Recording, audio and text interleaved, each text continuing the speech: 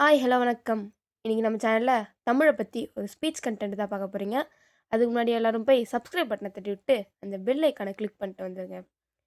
செம்மொழி அது எம்மொழி, சிறப்பு குன்றா சீர்மொழி, முச்சங்கம் வளர்த்திட்ட முதுமொழி, இக்காலமும் அழியா நன்மொழி, தென் பொதுகையில் தவழ்ந்த மொழியாம், கம்பன் கவி வடித்த மொழியாம், எம் பாரதி கர்ஜித்த மொழியாம், என் உயிருக்கு நிகரான என் அன்னை தமிழ் மொழியை வணங்கி அனைவருக்கும் எனது முத்தான முதற்கண் வணக்கத்தை தெரிவித்துக் கொள்கிறேன்.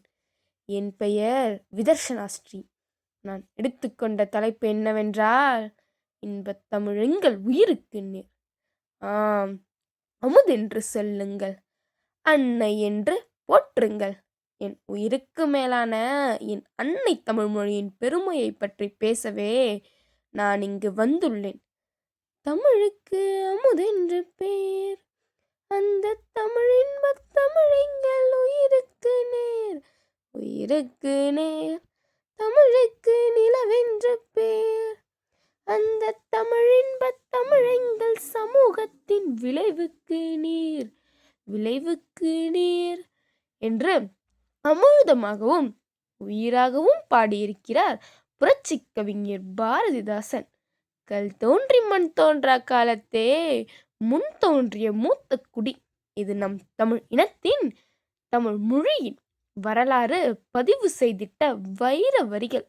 அவ்வகையில் தமிழ் மொழி உலகின் மூத்த மொழி என்று போற்றப்படுகிறது.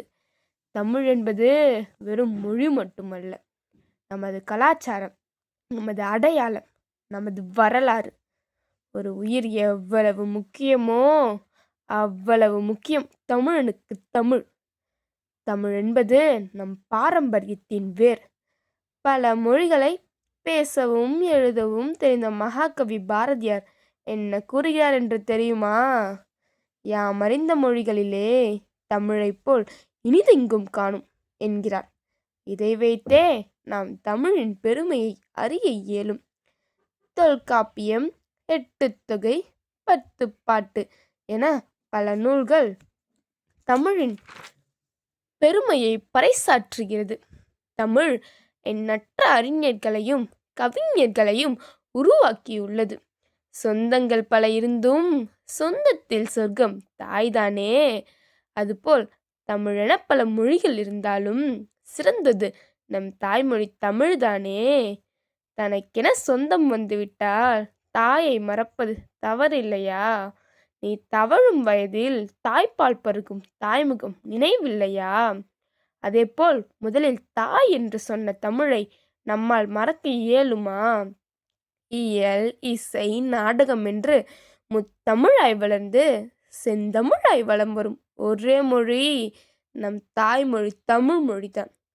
உலகின் புகழ்பெற்ற திருக்குறள் பல மொழிகளில் மொழிபெயர்க்கப்பட்ட பெருமையுடையது. எங்கிருந்தோ வந்த ஜி.யு. போப், வீரமாமுனிவர் அவர்களெல்லாம் தமிழ் மனம் பரப்பினர். படிப்பவர்களை தன் பழக்கம் இழுக்கும் வசியம் தமிழுக்கு உண்டு. தாய்மொழி என்பது உணர்வு, அது நம் அடையாளம் என்பதை இந்த தலைமுறை உணர்ந்து கொள்ள வேண்டும். தமிழை வளர்ப்போம், தமிழை வளர்ப்போம், நம் தாய்மொழி தமிழை வளர்ப்போம். எங்கும் தமிழ்தானா? அடடா, எதிலும் தமிழ்தானா? தேன் என்றால் தித்திக்கும், பூவென்றால் மணக்கும், சூரியன் உதிக்கும் திசையெல்லாம் தமிழ் மணக்கும். தமிழ் மட்டுமே சிலிர்க்கும் என் உயிர் உள்ள வரைக்கும். தமிழே என் மூச்சாயிருக்கும்.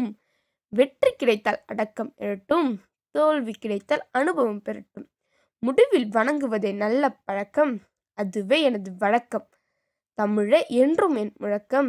வாய்ப்பிற்கு நன்றி. பேசி முடிக்கிறேன். நன்றி, வணக்கம். இந்த ஸ்பீச் உங்களுக்கு பிடிச்சிருந்தா கமெண்ட்டில் ஒரு ரெட் ஹார்ட்டை கமெண்ட் பண்ணிட்டு போயிருங்க.